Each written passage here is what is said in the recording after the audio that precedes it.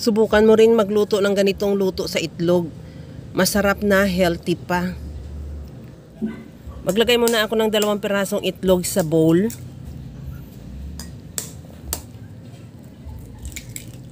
At ihalo at lagyan ko rin yan ng asin. Bali kunting asin lang, 1 kurot lang at paminta lagyan ko rin. At ihalo din para matunaw din yung asin. Make it sure na kunting asin lang ang ilagay mo, baka kasi umalat. At maglagay na ako ng tubig. Bali 2 ganyang shell ang isang katumbas ng isang itlog. So 2 yan, so 4 na ganyan. At ihalo lang din. Pagkatapos nyan, ilipat ko na yan sa bowl na pag-istima natin. At gamitan ko sa ng strainer para ma-sure talaga na walang buo yung ating itlog. Talaga magiging smooth pagka niluto na natin o in-steam na.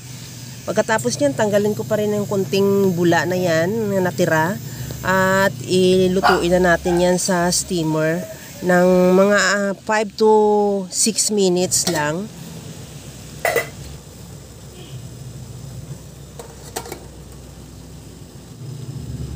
Habang inaantay natin maluto yung itlog, gagawa na tayo o magluluto na tayo ng ating toppings. Nagpainit ako ng mantika at igisa ko na rin yung bawang.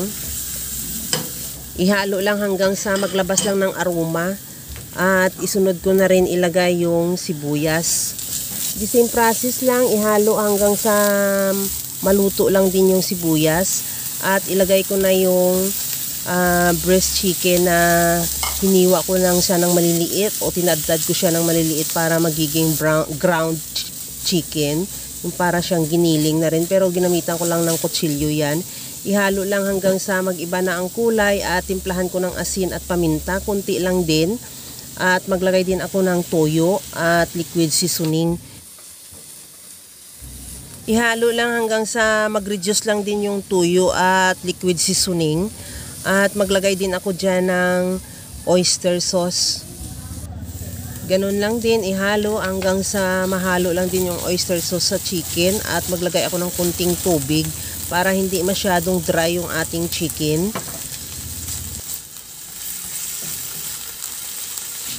Sa puntong ito, okay na tong ating chicken. Ilipat ko muna yan sa bowl at ilagay na natin yan doon sa ating stem egg. Itatoppings na natin yung ating chicken, yung black na nakikita mo, black pepper yan. At pagkatapos yan, i-garnissan ko yan ng ceiling green. Pwede rin spring onion kung available sa'yo. At optional lang din naman, pero mas maganda lang para may ibang kulay. At ready to serve na yan yung ating napakasarap na stem egg.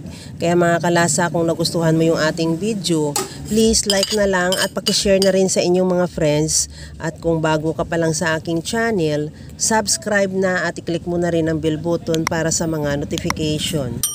Kaya mga kalasa, alam ko kayang-kaya mo itong gawin dahil sa sobrang simple at napakadali niya lang lutuin. Kagaya lang lagi sa sinasabi ko na wala namang hindi marunong magluto basta sa simpleng paraan lang. Hanggang sa muli mga kalasa, thank you for watching. Bye-bye!